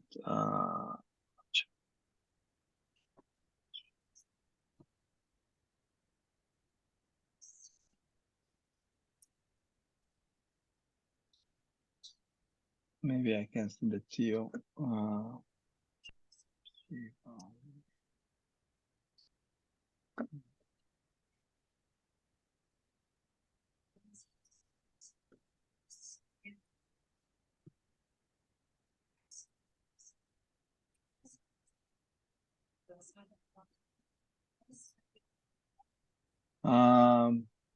Here we are.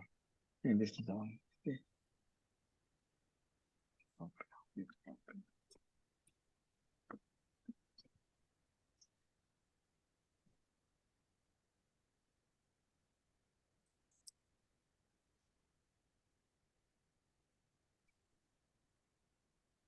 No, I don't know where it is, guys. I'll send it to you later on. I thought, no, here. I think it's here. Here we are. Okay. I'm going to stop sharing and share another slide. Let me see if I can stop share, new share. This one. Let's see this one. Share.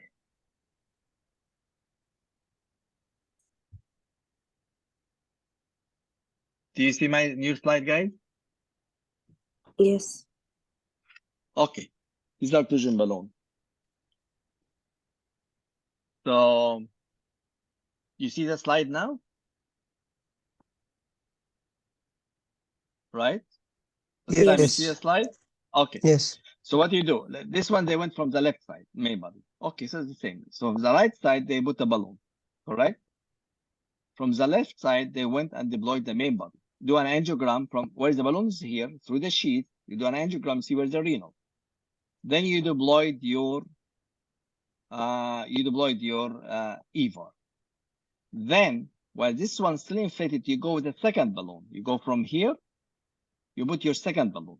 It's better to put it infrarenal because you don't want to, because you already have ischemic to the renal. You don't want to increase ischemia to the renals, okay?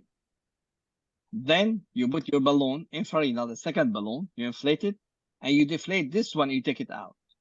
Now you are in very good condition. Everything is infrarenal, everything balloon still inflated.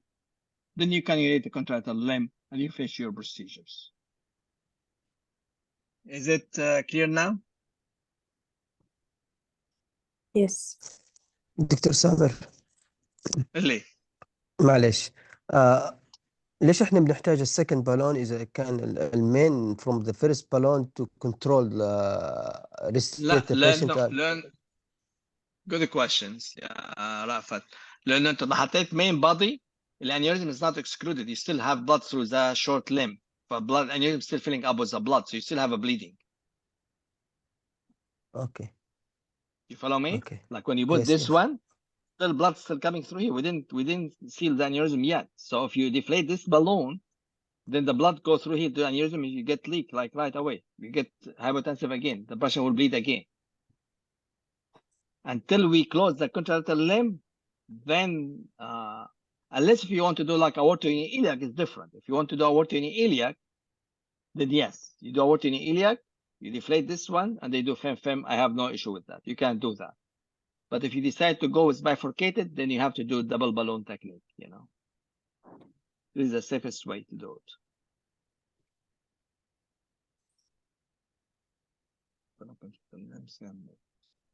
And this is where you put the balloon, guys, here. You can see it here, I think. This is the balloons. I don't think this is the zones. I think anyway. All right, so let's go back to our main lecture. Where is the sharing?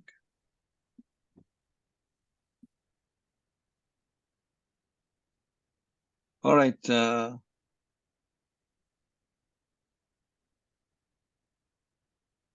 you see my slide now again?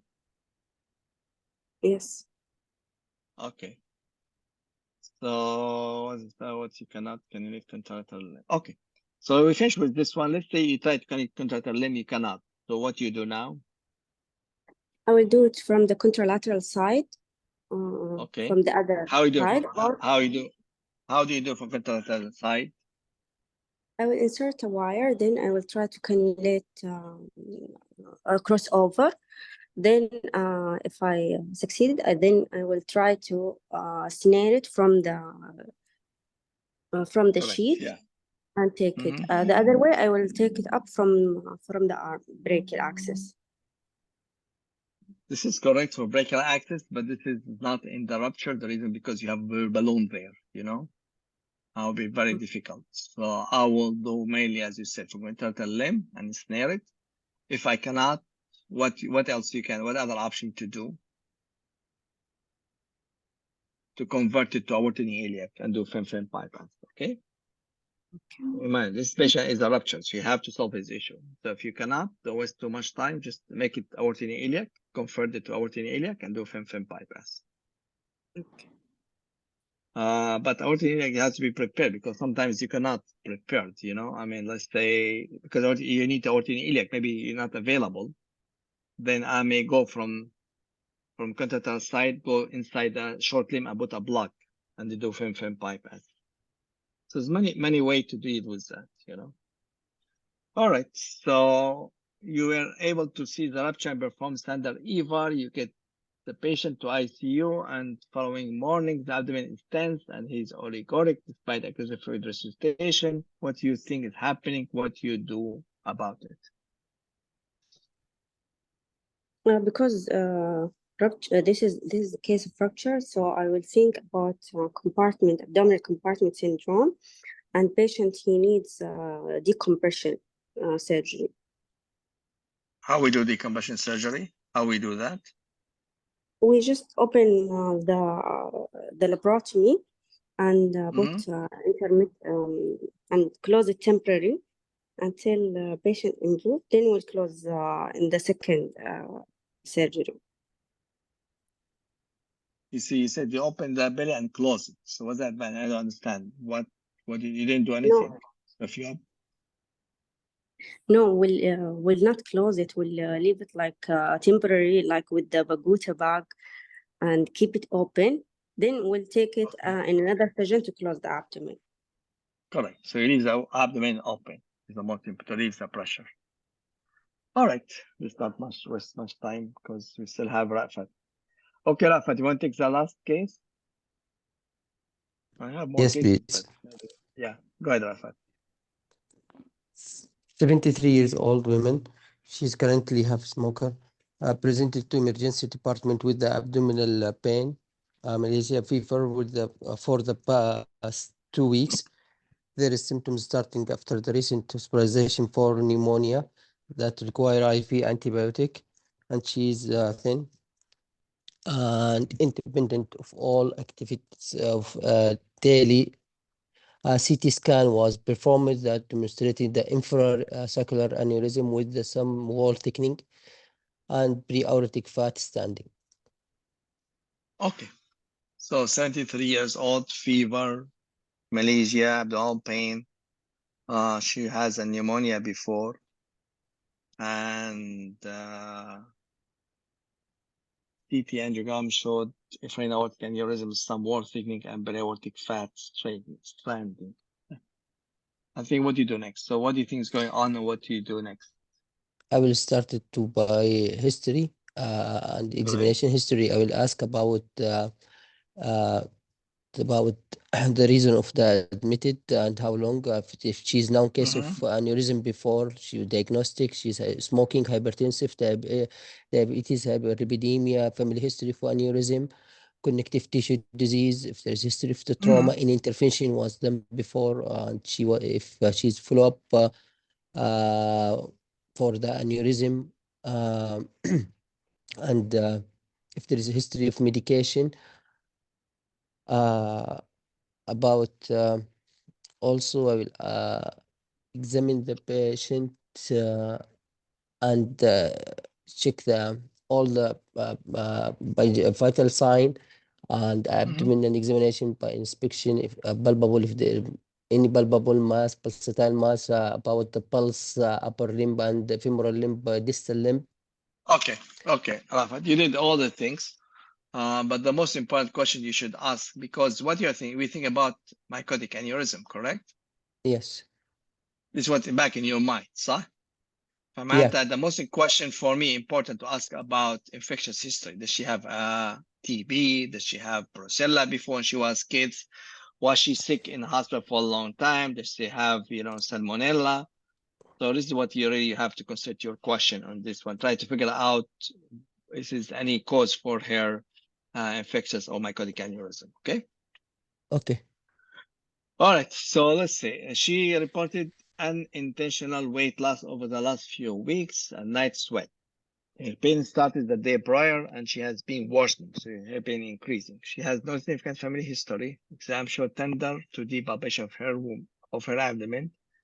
Working diagnosis with her history of CTA. I'm concerned about you see. This should be the answer. But anyway, so what do you do next? From the history and CT finding, my concern is mycotic aneurysm. I will do more workup for this patient. Lab investigation, CBC chemistry. Okay. Sorry, I'm trying to fix your question. I think this is wrong. This way. All right. So you did CT angiogram, correct? So want to see. Okay. So what workup you want to do? CBC chemistry, coagulation, C-reactive protein, ESR, blood culture. Okay. Okay. ECG, what else for mycotic echo. aneurysm? What we do for mycotic aneurysm? Try to concentrate on the case. What test? Yes, we need echo and EKG, but what specific tests we need for that? Transthoracic echo. Yes, you can do that, but to see is an infection because you are suspicious is infected, right? But we're not sure.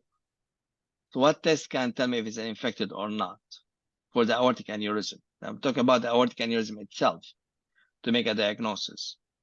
So what do usually we order for the patient? What kind of scan we order to see if it has an infection? PET scan, yeah. So we do a PET scan or WBC scan, right? To see if it's lighting up. You see, so try always to concentrate your question according to what the situation. You see, in the question, I'll concentrate on infectious. If it's no sign infectious, I will not concentrate on infectious, right? Like the whole scenario before, none of them was about infection, so we didn't even ask this question. But here, because we talk about infection, and back in my mind could be mycotic, so most like question would be about infections, you know. And the workup before, we never asked for PET scan, but here, because the infection, we asked for PET scan. Okay. Okay.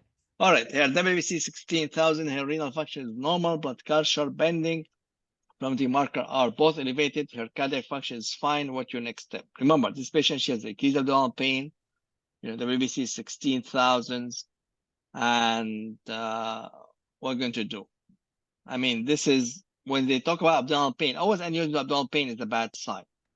So you cannot wait. First, you have to admit her. You cannot take this patient in the clinic, and you have to be aggressive with this kind of patients. You know. So yes. So what will be your next step? I will admit the patient, prepare it, and discuss the patient with for repair. It can be dependent on the situation of the patient. After more investigation, echo and cardiac status of the patient, stress test, if she's fit for the open surgery or extra anatomical bypass. Okay. But back in your mind, you have to think this is an urgent case, correct? It's not an emergency, but an urgent case, you know? Like if this came back Thursday, maybe not wait till Monday or Tuesday to do the case. I may do it over the weekend, you know? Because increased abdominal pain, fever, WBC. So it depends how you decide it. But in general, back in your mind, you have to be aggressive with these patients, you know? I prefer the landmarker to come down, but as far she's fine. But if you come next day, she's have abdominal pain increasing, then I may not wait for the markers to come down. But if I can wait, I prefer to wait if I can. But you have to decide. So this is the way in the exam, guys, you answer. It's no like right or wrong answers. Just the way how to think about it. So I know what is going on your brain when you think about this case. Okay. All right. So you said you're going to prepare her for either in situ or surgery, urgent surgery, either in situ or extra anatomical bypass. How are you going to decide? Like, how are you going to book her? How are you going to make your decision? Depended on the situation of the patient, cardiac workup. Okay, if she can trade surgery or not. What else also make a difference? So cardiac workup is one thing to think about it, to decide which way to go. What other things make you change your mind to go either way? Status of the patient. Okay, general status of the patient, correct. Yeah. And the culture of the culture. It's very important. Culture is very important because they tell me I'm dealing with bad bacteria or nice bacteria, short, you know, like benign bacteria, or like, you know, I would like streptococcus. Well, I'm taking with gram-negative bacteria, or dealing with a fungus, you know. So this changed my approach significantly. So knowing what the bacteria we are dealing with is very important, and the cardiac function of the patient and the general status of the patient, can she go through surgery or not? You see, guys, what I'm talking, this is what you have to talk in the exam. I'm talking too much today, but this is what you do in the exam. You see, you explain everything. You talk and explain, why you do that, you know? Okay. All right, so let's say her cardiac function is poor. If the cardiac function of the patient is poor, I will planning for her to do axillo bypass, extra anatomical bypass with the excision the aneurysm, the sac, and debridement, irrigation, and close the stump. That's the right answer. She agreed to undergo that question. What consultation do you have performed? What special consideration do you have when perform this procedure? Maybe the question is not very clear, you know. She decided to go with the surgery, you know. This is, I think what they mean is that what make you decide to go either way? We already answered this question, to go extraanatomical or in situ. It depends on her general condition and culture status. Why does the type of organism matter? Why the culture is important? It's for you, Because Rafael. I will put it the graft maybe will be reinfected. Correct. So, but why type of organism matter? Because it depends what microbiology we are dealing with, you know. What kind of bacteria? As I said, if it's a streptococcus, maybe I can just put the graft in situ. If it's like gram-negative or fungus, maybe I have to go with extraanatomical bypass. So typing of bacteria, it helps a lot to decide what type of procedure you're going to do. So knowing the type of organism is very important. Sure, patient has strep pneumonia. So what do you do? Let's say it has a strep pneumonia. If the patient strep pneumonia, I can Is do a strep the pneumonia is a bad or is good? Is it an aggressive or not? no, it's not Is aggressive. it virulent? It's high virulent or less virulent? It's low virulent bacteria. Streptococcus. High virulent. Yeah, but it's high or low? High. Virulent. High streptococcus?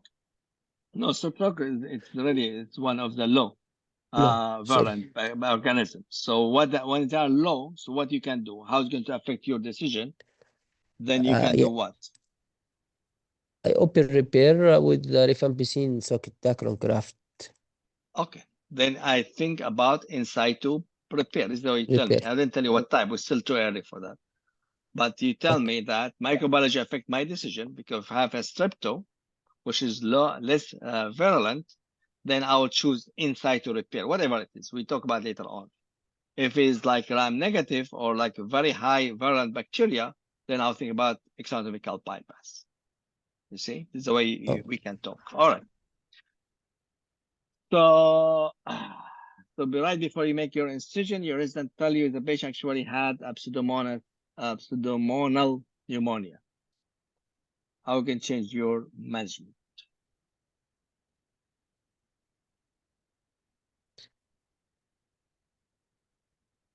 Pseudomonal pneumonia. I mean, could be. I don't think you get this in the exam. This is too much, guys, for you. You know. This is a very strong. You can still do in situ, but then you can do rifampicin. Then you have to use either the Dacron patch, or use a vein in these scenarios, or you can do extraanatomical bypass. You can go either way. So I don't think it's a good question. There are none of these grafts are at your institution, like rifampicin. So what you do if there's no graft, you don't have homograft, what do you use? They tell you if you're going to do in situ. Well, let's talk. Forget about this question. Let's talk about in situ. What option we have? What kind of graft we use for in situ? Rifampicin. What options? Okay, rifampicin soaked.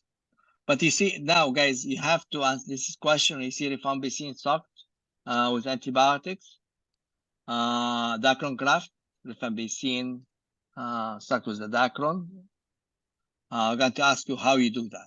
So go and read about it, guys, because he may ask you this question in the exam.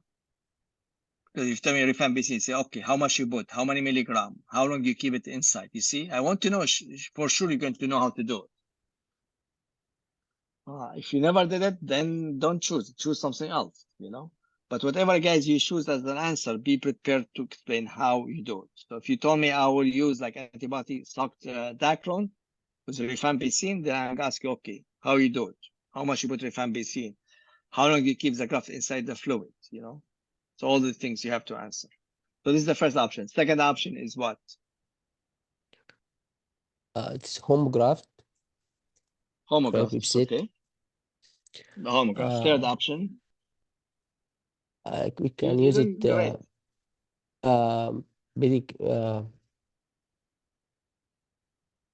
So we talk about rifampicin graft. We talk about homograft. Then you have a vein, right? You can use a vein. Yes. The vein, you do it from the femoral vein. Of course, if you choose to use this answer, also you have to prepare how to do it. You see, any of these questions, you have to be ready how to do a vein.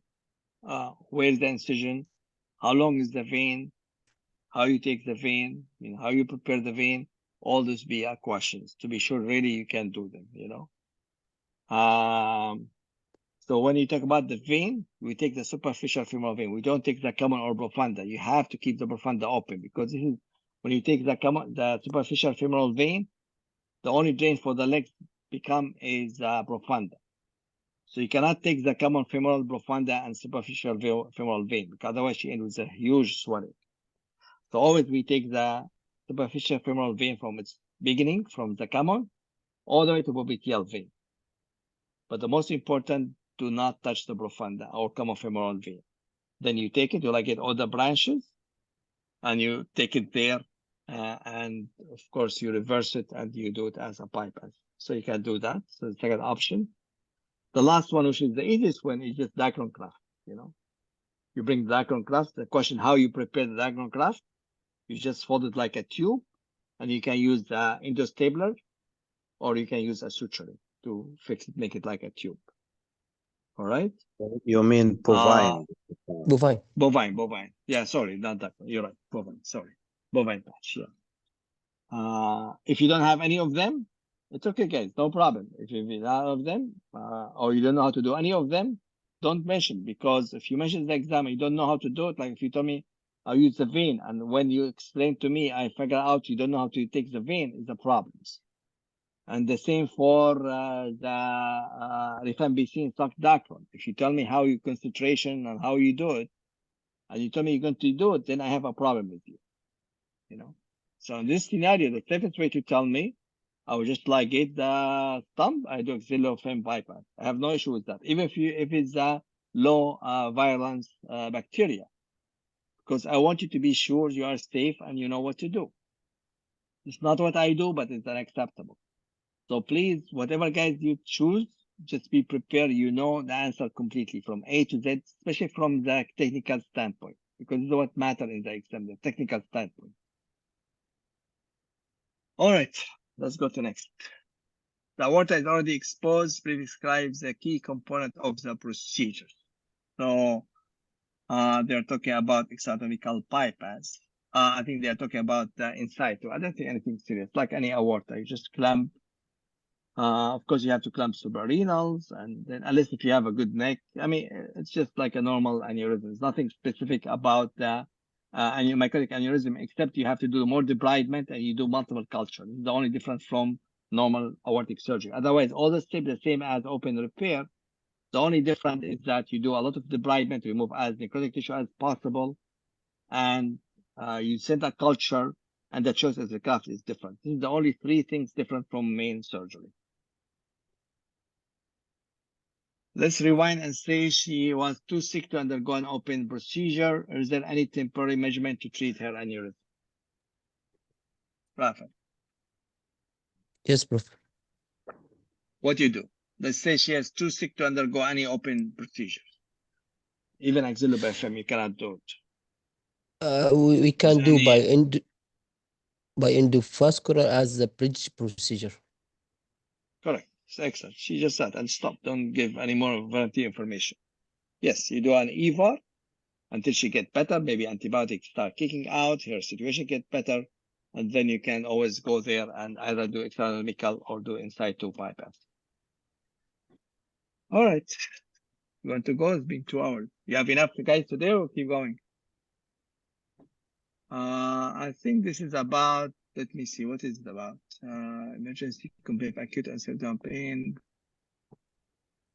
I think we talk about, the most important for me is rupture and mycotic aneurysm. Let me see. I don't think this is much. Let me see next one. She has history of AAA, tuber graft, CT straight, third brush. Oh, this is the aortic fistula. You make it, well. Let's do this one very quick. Okay. Muhammad, you want to take it? Yeah. Yes, Yeah, sure. let's do it. 78 years old woman present to emergency room after large episode of hematemesis that has since resolved. She has history of an open repair 10 years ago with a tube graft. A CTA demonstrates thickening of the third portion of the duodenum near the proximal anastomosis and distal to the renal arteries. The patient currently is hemodynamically stable. Next. Okay. So the same. What should we do next now? We'll do the history and full examination. Same thing. Okay. Same. Let's not wait this time. No No, febrile bleeding or bleeding. constitutional symptoms. Because of course you have to ask about GI bleeding because maybe it's not Yes. related. It's not every patient has a tube graft upper GI is bleeding. So you have to ask for any history bleeding, Septic ulcers. ulcer, esophageal varices, cancer symptoms, all of them. Okay. So now the febrile bleeding. Concept of epigastric tenderness. What is your worried about? Aortoduodenal fistula. Correct. Yeah. This is what we are worried about. What's your next What's step? CTA with oral and IV contrast. Okay. I mean CT, right? Is that CT, right? Or is not CT? No CT. No CT. No, she already has a CT. No, she has. Oh, because CT, sorry. Yeah, sorry. Thickening. Yeah. CT, what you see usually, you see a thickening. You don't see really the fistula. Because if you see fistula, she'll be already dead. So, yeah. So what will be your next step? Upper GI scope. I will scope the patient. Why is that? To make sure there is no other pathology and to check the duodenum itself, integrity. Correct. So mainly to want to rule out any other possibility of other bleeding, Yes. But if it's normal, it does not rule out aortic fistula. I mean, you don't have to see the graft to see it's aortic fistula. You don't have to see the opening. Yes. So this diagnosis by exclusion. So as far you exclude any other reason for upper GI bleeding, then it is an aortic fistula, even if the endoscopy is negative. Okay. So if they tell you in the exam upper GI is negative, they say, okay, so it's not aortic fistula. No. Yes. Aortic fistula is diagnosed by CAT scan. By CAT scan, you can see double hole more. You called it, where you see thickening of the wall and you see disappearance of the fat, sign between the graft and the duodenum. So the moment you see this sign, it's an aortic fistula. But again, you want to rule out it so the endoscopy just to rule out other cause, not to confirm it. Okay. Why patients endoscopy sweet brisk blood ensures that it's unable to be controlled by endoscopy. She began to become hypertensive. Oops. Yeah, that's what is the risk of endoscopy also. So you have also to be prepared when you send her for endoscopy. And some people, even they do endoscopy, if she has no history of GI bleeding, in the OR, correct. Because that could happen. And if you are in the endoscopy suite, it's dangerous. So maybe in the exam, you have to tell him, I will do endoscopy. If she has no history of previous, upper GI bleeding, maybe it's better to do it in the OR. Okay. So what do you do next? So the patient is now bleeding, and I'll start resuscitation. I'll take the patient to the OR. Okay. She's stable, the man is stable. Let me see endoscopy. All right. So you take the OR. Place cuff below no further extravasation. Let's go first. This question, what you do next, it depends. If patient's still unstable. If it's unstable, we have to treat him like a rupture aneurysm. The same thing. Yes, We have to I'll go take with her the to balloon, the hypotensive. Take her to the OR for endovascular and balloon tamponading. Yeah, only balloon, not endovascular repair, correct? Yes. Even now, some people now these days they recommend you can do endovascular repair for aortic fistula as a bridge. Same what we talked about last time. If patient too sick and he's really bleeding, and then some people they do an EVAR, until he's stabilized, and later on they take him back for revision. But if he's stable and think he can go through surgery, they better to do just occlusion balloon and do an open repair. Okay. So you are able to place a cuff below the renal artery and no further extravasation is seen in the angiogram. What you do next? Cuffing, as on the balloon. I don't think they place a cuff. As on, what does they mean by cuff below the renal artery? They just stent between the graft and Oh, they put a stent. yeah. Okay. So they stabilize him with the stent. Okay. So they put a cuff. Now I understand. You're right. They put a cuff below the renal artery, so they stop the bleeding. No extravasation, seen in angiogram. So this one, they put a cuff, but sometimes the balloon is faster because cuff, you need to order it, whereas the balloon is available over the counter, you see? Yeah. So I will do with the balloon first, but if it's cuff is available, they are right. You can just put a cuff there and you seal it. So after you do a cuff, you sterilize the patient. And then you have to decide, should I take him or not, open him up or not? It depends how his situation, correct? Yes. I think I will What would you do? have time for resuscitation, then I will plan him well. I will not convert to open in the same setting. Okay. Yeah. The patient, yeah. I worked him up. He has echo, stress showing ejection fraction 35, unwell, poor oral intake, weight loss. She's now quite frail. No, this is different. I think this is different. I think it's mixed up the questions. Yeah, let me see. This is not the right one. Describes. I think this is wrong. The echo. Yeah, this should be wrong. I know where it came from. Let me take it out. Sorry for that. All right. So describe your. So what you do next? Oh, here we are. Describe the surgery. Okay. So how are we gonna do a surgery now? I put a clamp. And now I'm sure this patient is more stable, so I'll do laparotomy for him with a plan of supraceliac clamping. And yeah, because I cannot clamp over the cuff, so yeah. So supraceliac midline laparotomy. I will move the transverse colon up. I'll put my omni retractor, then I'll mobilize the small bowel to the right side. Before I go to the duodenum and the area of the fistula, I will go supraceliac and I'll mobilize the left lobe of the liver, and I will ask the anesthesia to put an NGT to give a heparin, and I just open the cross of the diaphragm, and I will make sure that my clamp is already there. Then I will go to mobilize the the duodenum and to check for the aortoduodenal fistula. All right. Sorry for that. The question was correct. Yes. But you're right side. If she can't rate a surgery, if she has the echo is very bad, then what other option to do? I'll keep her in. I'll keep her in the cuff. Yeah, you can do it, but in the cuff, right? Yes. But later on, you have to take her for surgery. So what kind of surgery you have to take her? Because the ejection fraction is very low. So yeah, so I'll do the same. So it has to. We have two main things to treat. The first one is the aorta itself. The second thing is the GI tract fistula. So okay. Yeah. So first, the patient now is stabilized. I will do auxiliary biofem. I will ligate the aorta, and I will ask my general surgery colleague to do a short Roux-en-Y bypass and leave everything in there. Okay, that's very good. Two things. First, most important that you call for general surgery, Muhammad. It's very important. You didn't do it by yourself. Yeah.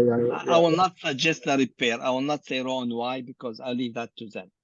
Yeah, so sometimes they just switch it. Sometimes they put like, they put blood drains, Yeah. So I will leave it that to them. Just say for the bowel repair, I'll call general surgery to fix that, I will do exodomical bypass, and then I will ligate it to go down and suture the stump, What kind of suture I'm going to ask you? Yeah. Yeah, I'll do a multiple running suture by 0 or 1 proline, like very tough. Yeah. Okay. Yeah. So now that the water is friable. لا حول ولا قوة إلا لا بالله. قوة إلا بالله ما حيفوتك ولا حرج.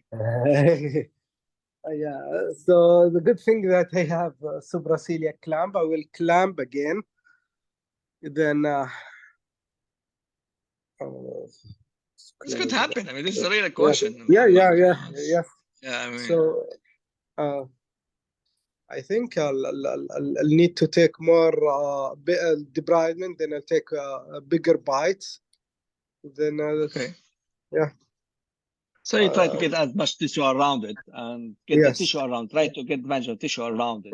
Get more momentum, right. aortic wall, and they'll just try to batch Momentum will not help. No, momentum will not help. It will make it problem. No, I will take a tissue around. Momentum, no. Maybe at the end after you finish with momentum, but not with the suture, because momentum is bulky, and then you cannot make it worse. So just try to take as much tissue around it as much as you can, and then if it's not, you can use a plugget. Plugget. Yes. With either a Teflon plugget or interrupted plugget. Depending if you see one area, if you see the whole thing, maybe get a Teflon. And you just suture around the suture line to support it. Okay. And you may consider that from the beginning. Yeah, bloodjet. I read about it. They said it can be source of infection in these cases. Now you just want. Yeah, I understand, but you need patient to off the table and alive. Yeah, don't worry about the infection.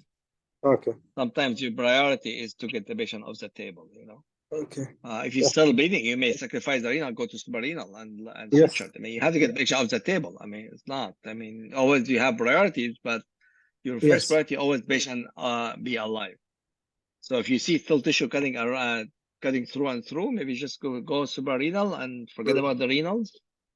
Or maybe do bypass the renal later on if you can. I don't know, it depends how the patient situation. But the most important to control the aorta. Then you can figure out how to fix the other things. Okay. Yes. All right. So what sort of tissue? Nothing. At the end of your procedure, you notice some milky drainage accumulating around the aorta. It's an easy question. Where's it coming from? Lymphatic ducts around the aorta and the retroperitoneum.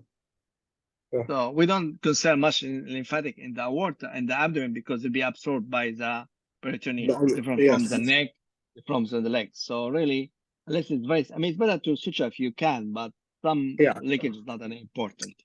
Okay, you find a few lymphatic. Okay. The abdomen, both of the sex starting to feeding. Notice that the drain are putting out a lot of milky fluid now. How you handle both of the after starting to feeding? You notice that the drain, a lot of milk fluid around now. Yeah. So, like he has a lymphatic fistula. What do you do now? Lymphatic fistula. I'll keep him an antibiotic. I'll keep him